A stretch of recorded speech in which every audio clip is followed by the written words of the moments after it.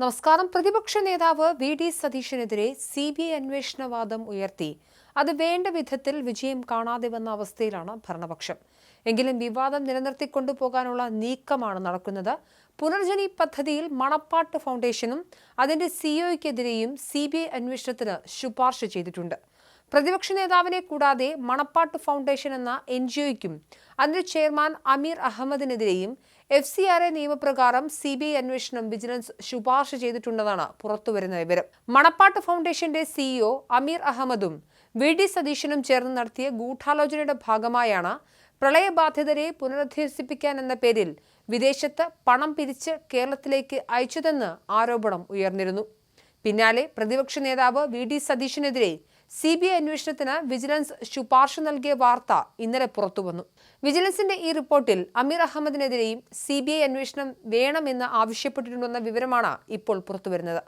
പ്രളയ ദുരിതാശ്വാസ പ്രവർത്തനത്തിന് വേണ്ടി UK നിന്നും പുനർജനിക്കായി ഫണ്ട് വന്നിരുന്നത് മണപ്പാട്ട് ഫൗണ്ടേഷന്റെ അക്കൗണ്ടിലേക്കായിരുന്നു.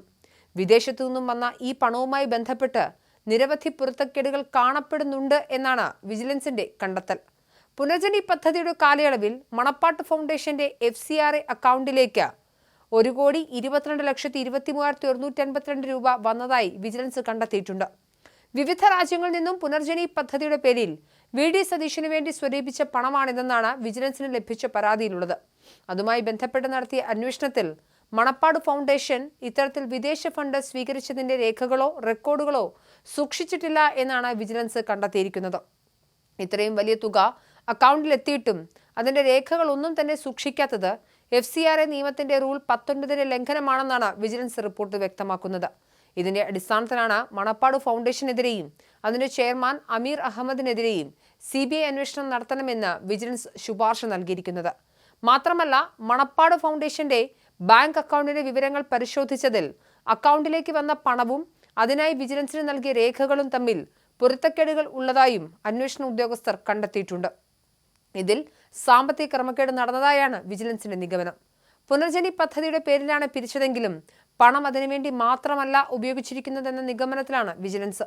അതേസമയം പുനർജനി പദ്ധതിയിൽ വി.ഡി. സതീശനെതിരായ സർക്കാർ നീക്കം നിയമോപദേശവും മറികടന്നാണെന്ന വിവരങ്ങൾ പുറത്തുവന്നു. CBI അന്വേഷണം ആവശ്യമില്ലെന്നായിരുന്നു നിയമോപദേശം. അക്കൗണ്ടിലേക്ക് പണം വന്നിട്ടില്ലെന്നും മണപ്പാട് ഫൗണ്ടേഷന് വിദേശ ഫണ്ട് കൈകാര്യം ചെയ്യാമെന്നും കണ്ടെത്തിയിരുന്നു. പുനർജനി പദ്ധതിയിൽ സതീശൻ പണം വാങ്ങിയില്ലെന്ന് വിജിലൻസ് കണ്ടെത്തിയിരുന്നു. വിജിലൻസ് ഡയറക്ടർ ആഭ്യന്തര വകുപ്പിന് നൽകിയ റിപ്പോർട്ടിന്റെ പകർപ്പ് മാധ്യമങ്ങൾക്ക് ലഭിച്ചിരുന്നു. വി.ഡി. സതീശന്റെ അക്കൗണ്ടിലേക്ക് പണം വന്നതിന് തെളിവില്ല. പുനർജനി ഫണ്ട് സതീശൻ കൈകാര്യം ചെയ്തിട്ടില്ലെന്നും റിപ്പോർട്ടുണ്ട്. വിജിലൻസ് ഡയറക്ടർ ആഭ്യന്തര വകുപ്പിന് കൈമാറിയതാണ് റിപ്പോർട്ട്.